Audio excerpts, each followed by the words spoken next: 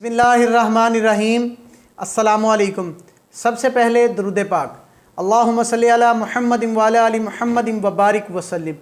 ہماری جو آج کی ویڈیو ہے نا، اس کا نام ہے جادو اور توہم پرستی۔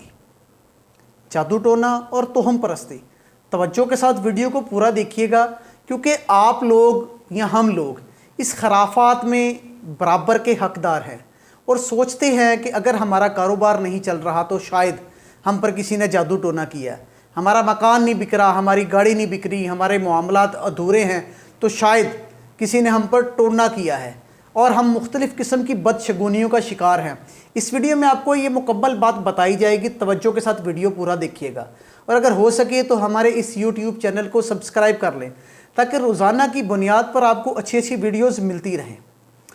توہم پرستی کا مطلب ہے کہ بغیر کسی شرعی یا عقلی دلیل کے کسی نظریہ یا خیال کو اپنا لینا۔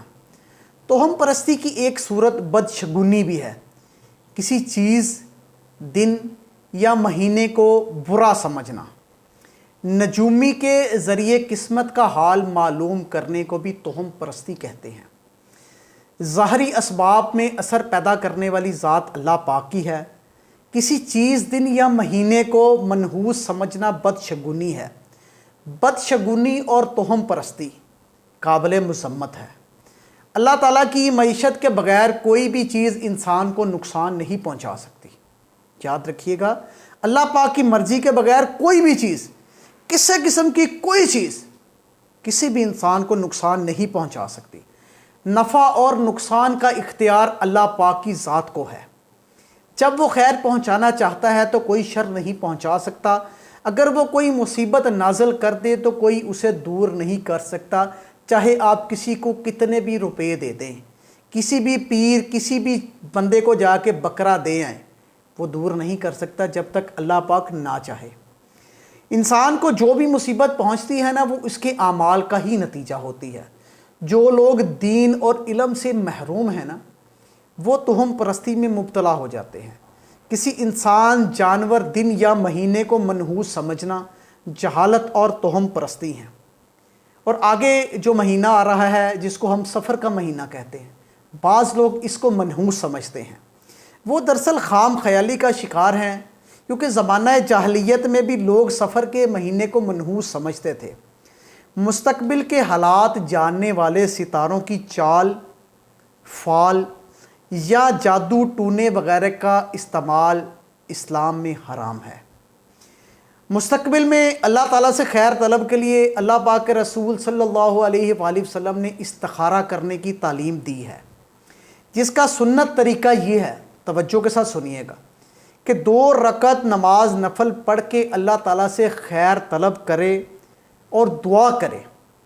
اسلام نے جیسے توہم پرستی سے منع فرمایا ہے نا، اس طرح بدشگونی اور بدفعلی سے بھی منع فرمایا ہے۔ یعنی کہ بدفعلی وہ کہتے ہیں جو نجومی کے پاس جا کر ہم کام کرتے ہیں۔ نجومی کو کہتے ہیں مجھے فال نکال دو، وہ طوطے کو چھوڑتا ہے، پھر وہ جا کے نکالتا ہے، یہ بدشگونی ہے۔ اس طرح نبی کریم صلی اللہ علیہ وسلم نے فرمایا کہ جو شخص نجومی کے پاس جائے اس کی 40 دن اور راتوں کی نماز قبول نہیں ہوگی۔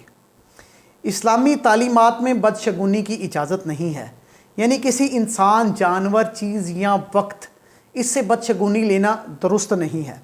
البتہ نیک شگون یا نیک فال لے سکتے ہیں۔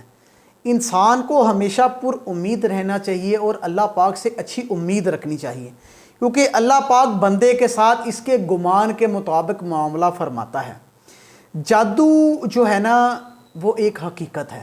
یاد رکھیے گا، جادو ایک حقیقت ہے جس میں بعض اوقات دوسروں کو نقصان پہنچانے کی کوشش کی جاتی ہے، اور بعض اوقات لوگوں کی نظروں اور عقلوں کو بند کر دیا جاتا ہے۔ جادوگر چیزوں کو حقیقت میں بدلتا نہیں ہے، ہاں البتہ لوگوں کی عقلوں یا دماغ پر قبضہ کر لیتا ہے۔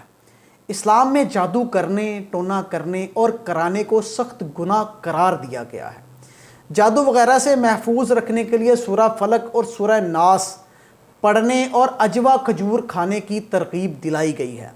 نبی کریم صلی اللہ علیہ وآلہ وسلم کا فرمان ہے، جس شخص نے صبح کے وقت 7 اجوا کھجوریں کھا لیں، اس دن اسے نہ زہر نقصان پہنچا سکتا ہے اور نہ ہی جادو۔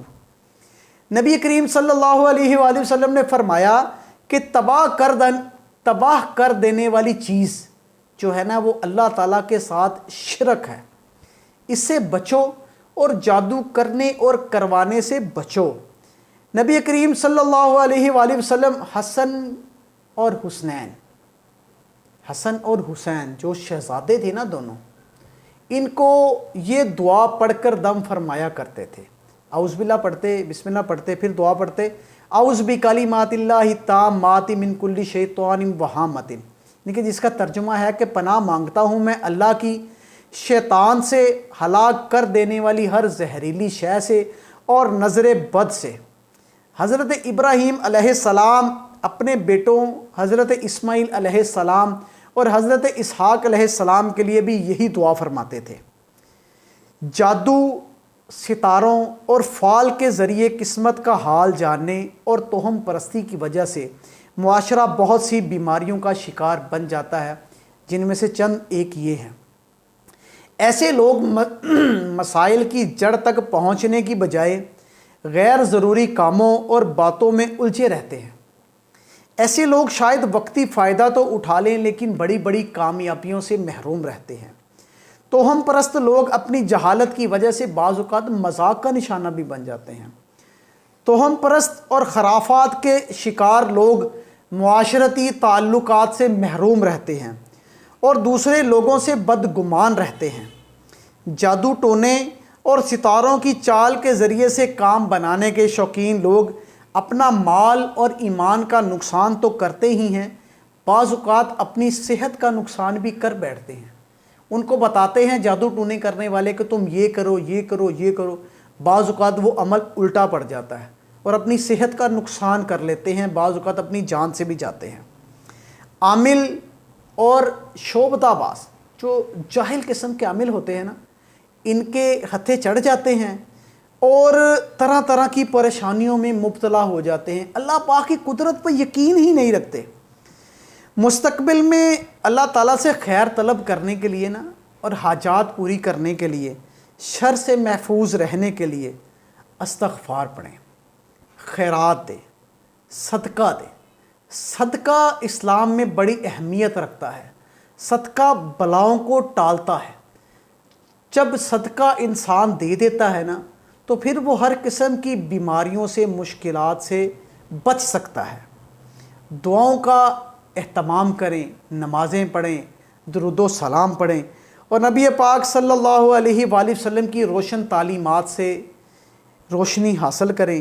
اللہ پاک ہمیں جادو، فال ٹونے اور توہم پرستی جیسی بیماریوں سے محفوظ فرمائے اور اللہ پاک ہمیں اپنی قدرت کاملہ پر مکمل یقین رکھنے کی توفیق عطا فرمائے۔ آمین۔ جزاک اللہ۔